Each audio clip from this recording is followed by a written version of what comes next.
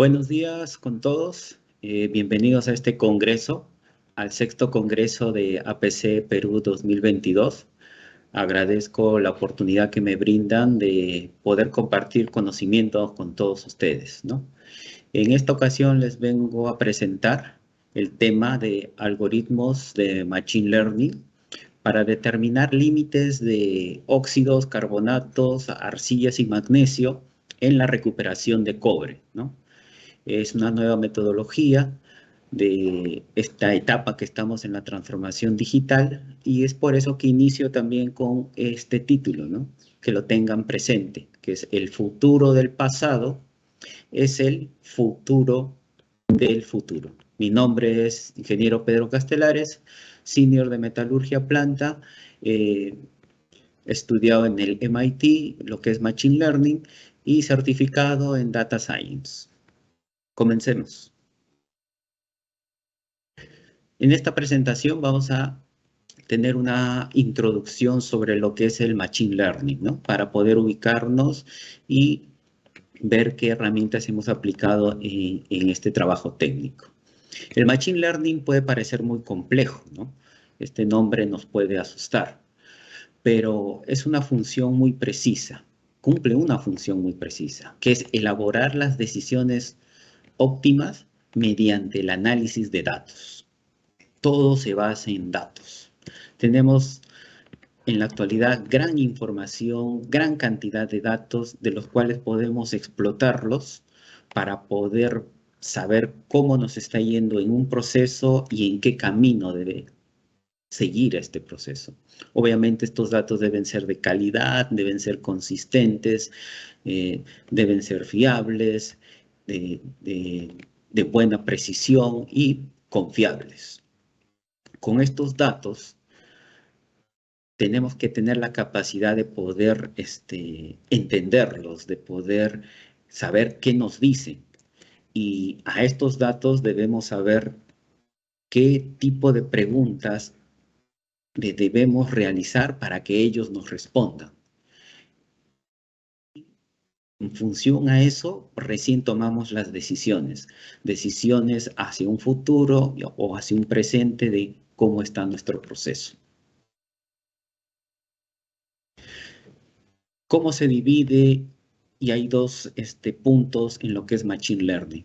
Uno, que menciona que no estamos seguros de que esto realmente vaya a funcionar. Son expresiones que normalmente escuchamos ahora, ¿no? He puesto la imagen de la época de los dinosaurios, ¿no? Como diciendo que tenemos que evolucionar, ¿no? Hay ciertas dudas, esto recién está empezando y sobre todo en Perú recién está encaminado, ¿no? Y sobre todo en la minería, ¿no? Y existe el otro extremo, que indican que esto debe funcionar perfectamente, ¿no? Como si fuese necesariamente una máquina, un robot perfecto. Y tenemos que encontrar un punto intermedio entre estos dos aspectos, ¿no? Y es lo que llamamos líderes con pensamiento digital, ¿no?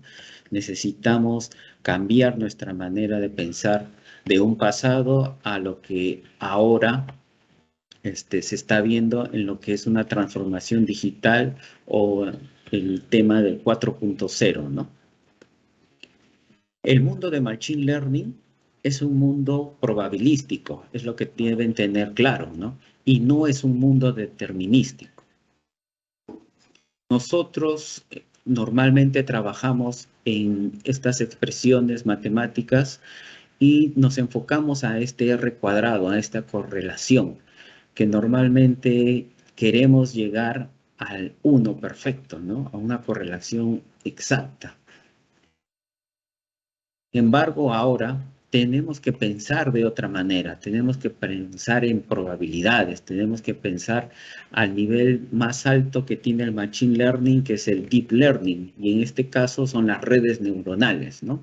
Que nos permiten establecer patrones o tendencias de cómo nuestro proceso va a ir hacia el futuro.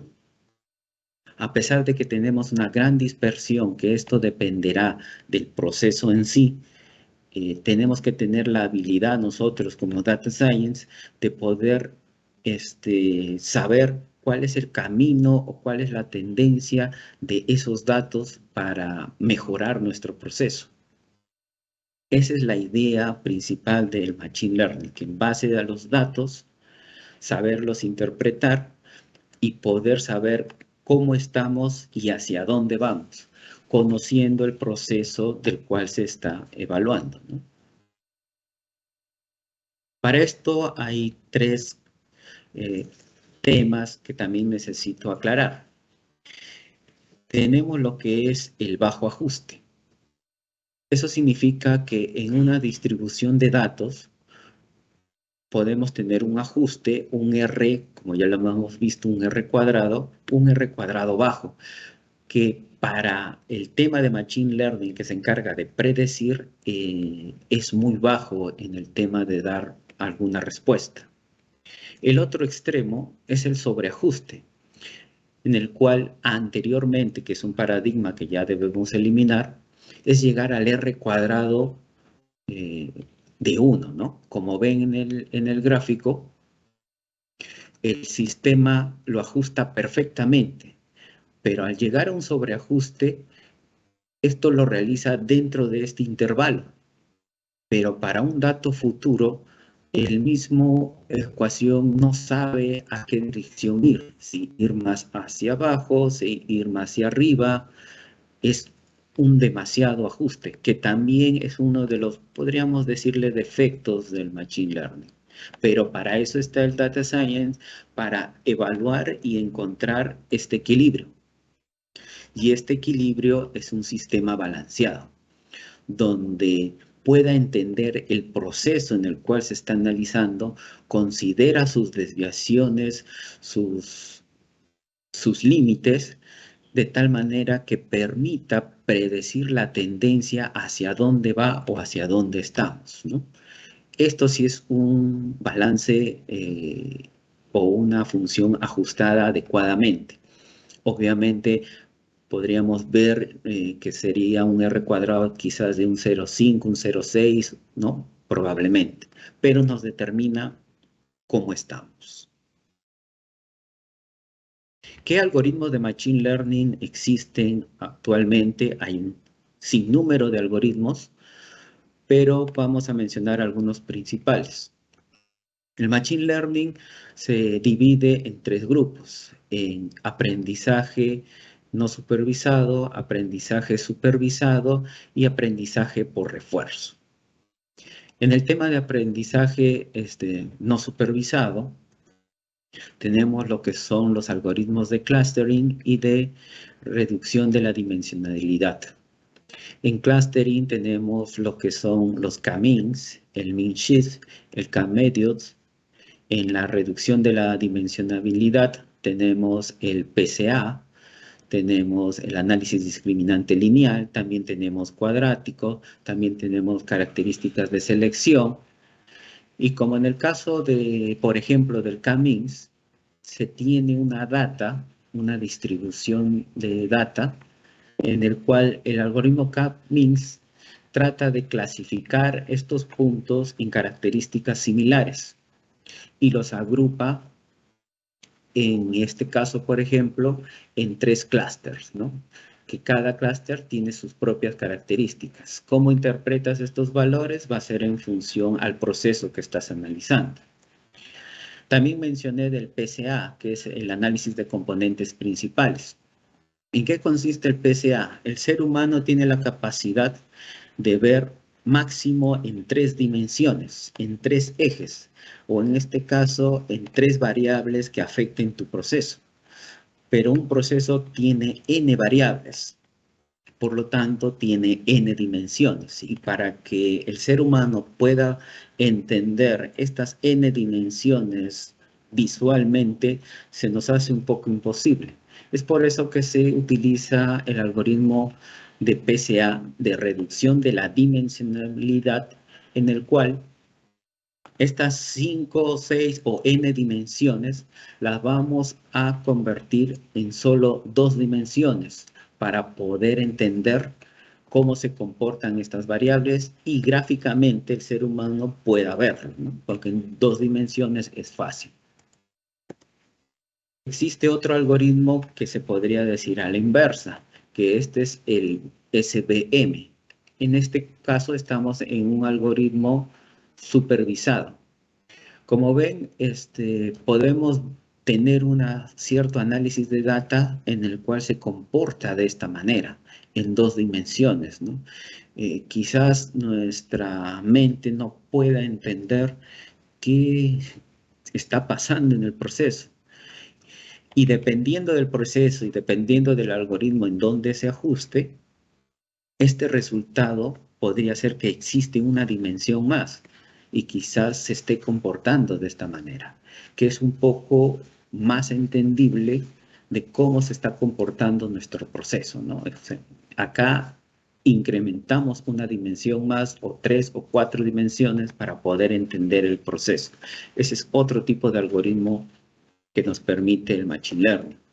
Y el clásico árboles de regresión, ¿no? Que son árboles que nos permiten decidir bajo condiciones si trabajamos bajo una condición A o una condición B de acuerdo al análisis que se vaya haciendo de la data o del proceso que queremos evaluar. Acá les voy a mostrar un ejemplo del proceso de clustering, ¿no? La idea que he empezado con esta introducción es poder ubicarlos, cómo trabaja el Machine Learning, cómo trabajan los algoritmos. Quise ser lo más visual posible, ya que la matemática es un poco complicada. Este es un ejemplo visual de cómo el algoritmo, por ejemplo, de K-means que mencioné, cómo clasifica los puntos, ¿no?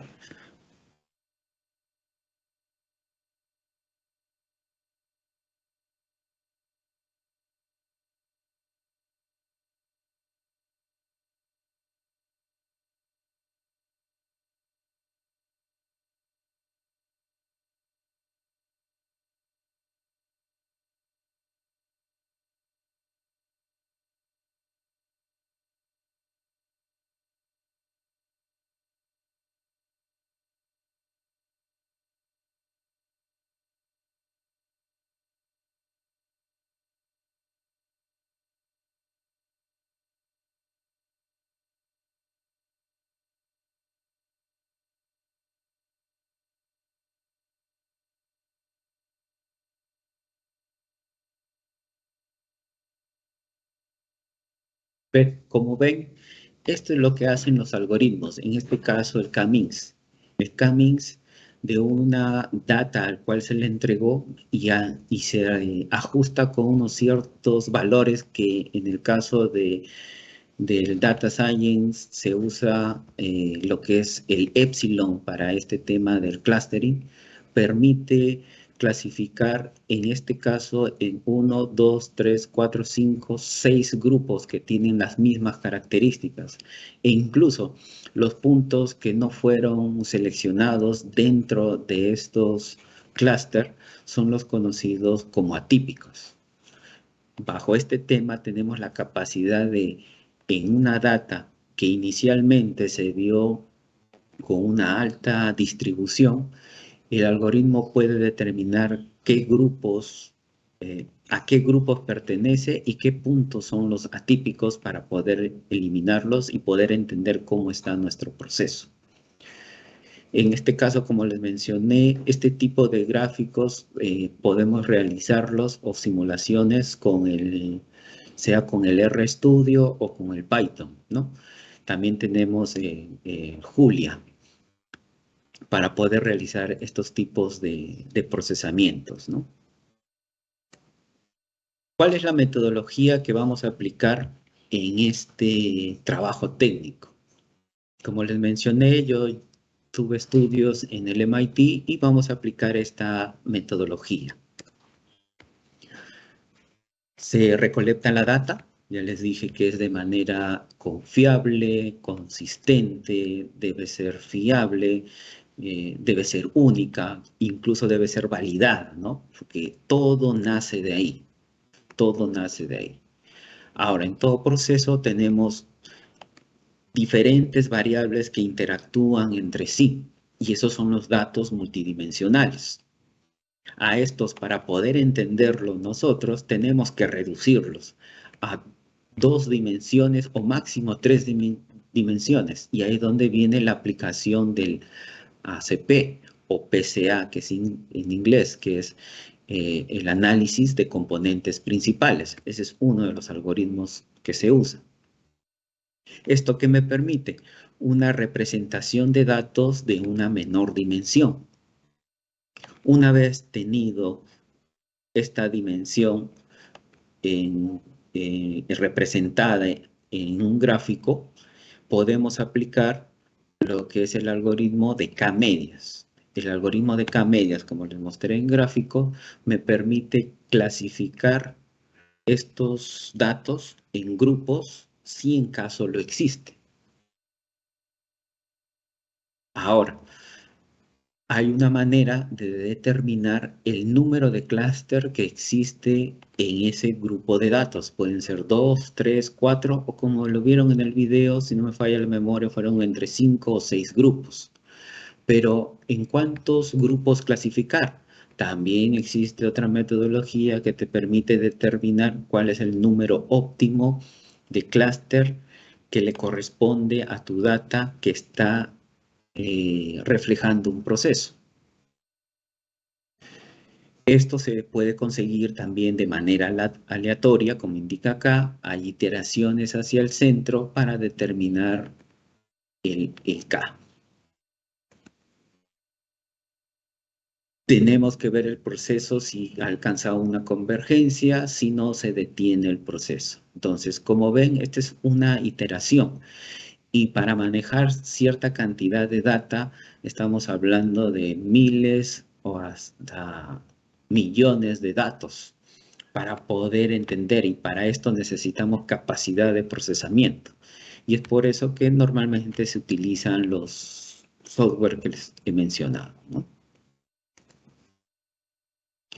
Una vez entendido el tema del Machine Learning de la manera más visual que he querido compartirles, veamos la aplicación. La aplicación es rápida, pero también trabajosa en la parte que les dije de la obtención de datos, ¿no? El trabajo indica determinación de límites de interferentes contenidos en un mineral y su impacto en la recuperación de cobre. En este mineral se tiene problemas de impacto en la recuperación de cobre con la presencia de carbonatos, arcillas, óxidos y magnesio, que es una determinación indirecta de la presencia de lo que es talcos.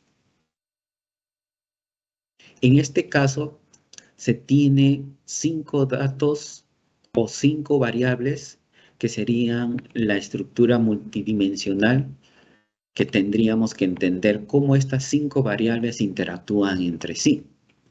Los datos recopilados fueron del 2019 al 2022, teniendo 2.400 filas en 5 columnas. La cantidad de datos procesada está en el orden de los miles. Entonces, necesitamos saber cómo la recuperación de cobre se ve afectada por carbonatos, magnesio, TOX y arcillas. Son 4 variables más la recuperación son 5 variables. ¿Cómo esto podemos graficarlo en 2 dimensiones? Es donde se usa el algoritmo de componentes principales, en el cual estas 5 variables, por el tema de la matemática que incluye, que en este caso son matrices vectoriales y rotaciones en el tema de los ejes, me permite proyectarlos en un solo plano, llamados primer componente y segundo componente, en el cual se refleja la recuperación de cobre y los 4 elementos que causan un impacto en la recuperación. ¿Por qué sabemos que causa un impacto en la recuperación? Porque están opuestos a la recuperación. ¿Cómo está impactando en cada uno de ellos? Gráficamente lo podemos entender. El que más impacta directamente o el que está más opuesto es el magnesio. Podríamos decir que luego está entre carbonatos y TOX, y el último en impactar serían las arcillas. Pero los cuatro están impactando. Una vez realizado el PCA, nos permite entender cómo es la relación de cada uno de ellos con nuestra variable principal, que es la recuperación de cobre. Seguimos el proceso indicado inicialmente de cómo vamos a hacer estos trabajos y solo les voy a mostrar para una variable. El resto se hace de manera similar para las demás variables. En este caso vamos a usar el porcentaje de TOX o lo que es el contenido de óxido. Podemos determinar el número de clúster óptimo que defina la relación con la recuperación de cobre. Y esto lo hacemos, en mi caso, trabajo con RStudio y se implementan estos paquetes, ¿no? Todos estos paquetes o el RStudio les puedo comentar que es gratis. Todo está ahora en la nube. Hay acceso para tener todos estos tipos de paquetes. Al hacer el análisis solo con el óxido y la recuperación, para saber cuántos grupos hay del TOX que me impacta en la recuperación de cobre, el número óptimo que me determina es que existen dos grupos o dos clústeres óptimos entre la recuperación de cobre y el óxido.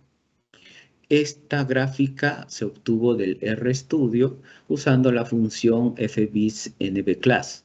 Eso es lo que me permitió obtener ese resultado en lo que es TOX. Ahora, como seguimos el procedimiento, aplicamos el algoritmo de K-medias, utilizando el valor óptimo obtenido, que es K2. Y nos va a enseñar gráficamente cuáles son esos dos clústeres de la data indicada inicialmente. Y nos muestra que existen dos grupos principales, tanto para la recuperación versus el óxido. Entonces, ya vamos entendiendo de que hay un impacto con estos límites. Hay dos grupos principales, que son los óptimos, pueden ser 3, 4, 5, pero el algoritmo nos indica que es suficiente trabajar con dos grupos. Pero ahora, ¿cuáles son estos límites? ¿Cómo saber a qué lugar pertenece cada uno de estos grupos? Viene la aplicación de otro algoritmo. En este caso estamos usando el ejemplo del óxido. Sabemos que el óxido en el mineral es una medida indirecta, por ejemplo, de estos minerales, ¿no? Como malaquita, azurita, cuprita, crisocola, que generan problemas en la recuperación de los sulfuros de cobre, en este caso. Ya sabemos que son dos grupos, pero ¿cuáles son estos límites? Acá utilizamos el algoritmo que también lo mencioné, que es el del árbol de decisión por regresión.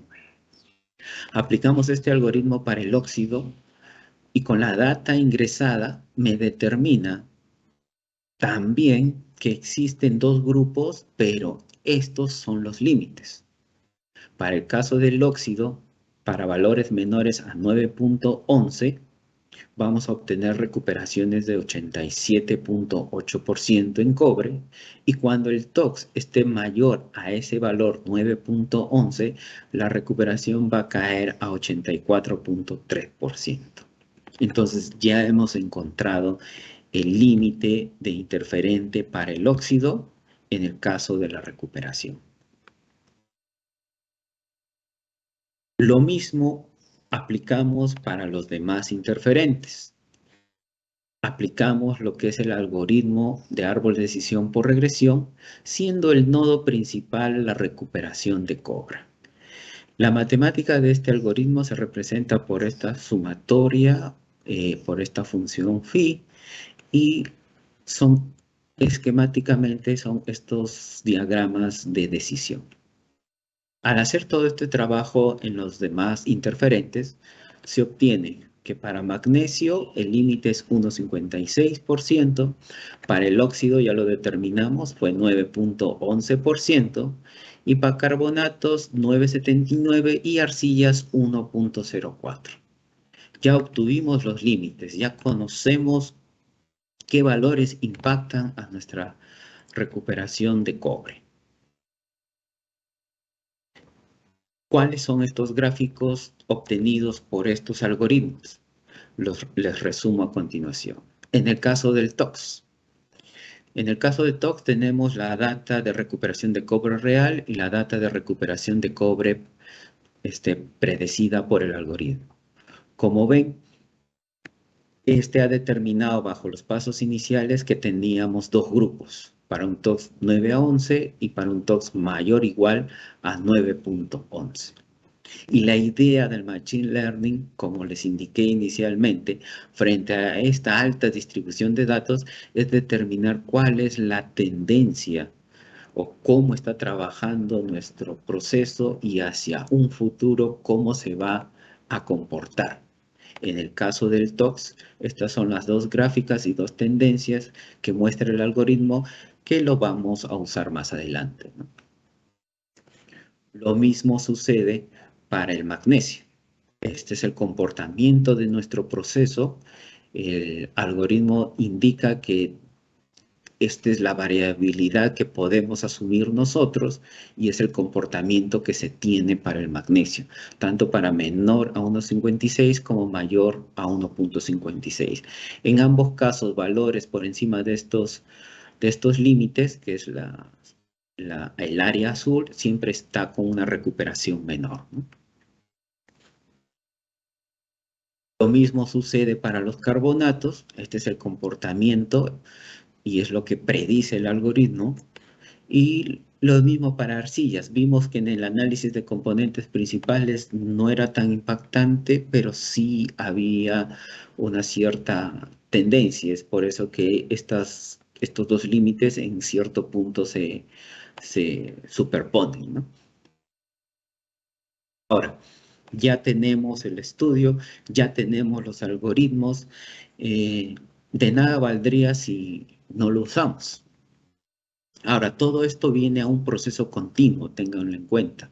Siempre hemos hablado en nuestros estudios sobre la mejora de un proceso, la mejora continua, los procesos Kaizen, ¿no? Que también existen.